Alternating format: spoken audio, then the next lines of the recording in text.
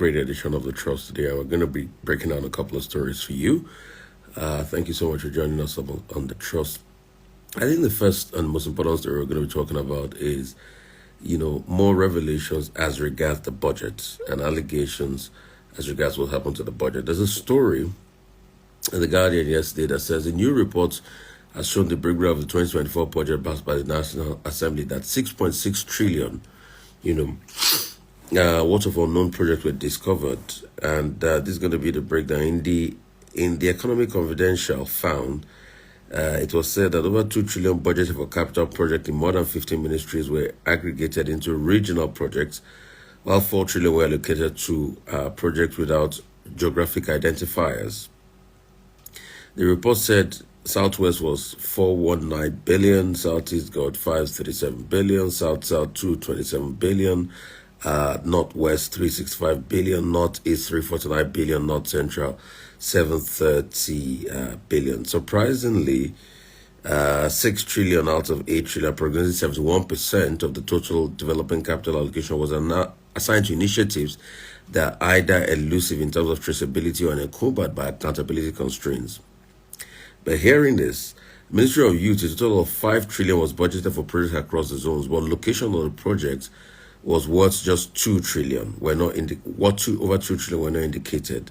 Ministry of Defense, 3 trillion set aside for projects across the zones, but location of projects worth 3.2 trillion not mentioned.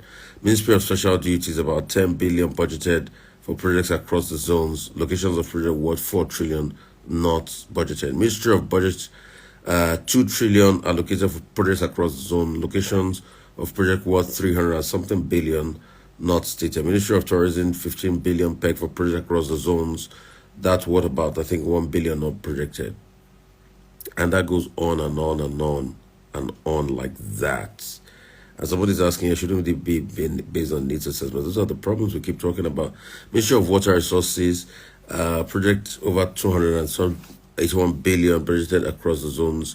That's what 51 billion not disclosed. Ministry of Health, 359 allocated to projects across the zones. Over 146 billion not discovered. So you can go and check for more reading on my Twitter page. And hey, this show is also on Veonewsng on YouTube, and we keep giving all the breakdown as regards the budget, analysis there.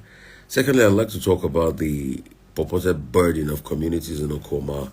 I mean, I condemn what was done to the military, please do not get me wrong, and I totally condemn the killing of 16 soldiers, but like I was saying yesterday, 2 wrongs don't make a right. You can't say because 16 soldiers were killed, you have to go and burn on the community, and that's not the way to go about it. So the army must rein its people in as regards what is happening in the country.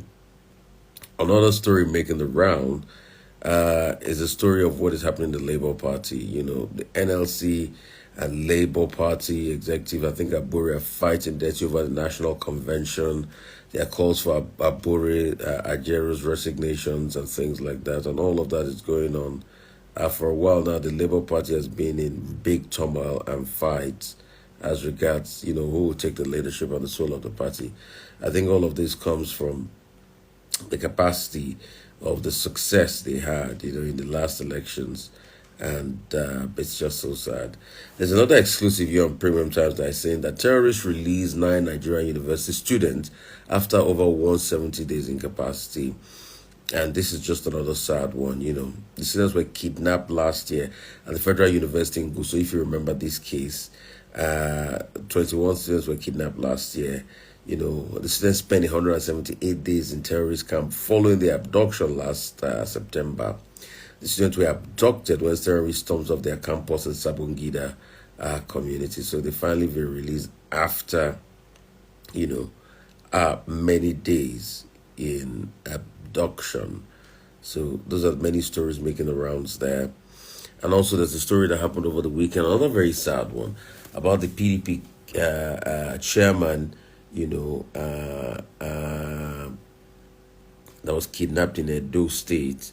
And it's another very sad one at the GRA area of Edo State. Let's go to the foreign stream real quickly and give you a bit of what happened. Netanyahu has finally reacted to Senator Chuck Schumer's speech. There was a speech condemning Netanyahu and the war, in Gaza. Also believe Prime Minister Netanyahu has lost his way by allowing his political survival to take the precedence over the best interests of Israel.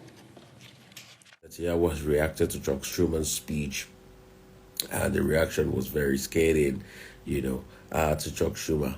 I think Schumer's statements are wholly inappropriate. I think we're not a banana republic. The people of Israel will choose when they'll have elections, who they elect, and it's not something that will be foisted on. And another thing that is happening in the world of sports, it was a great game for Manchester United yesterday.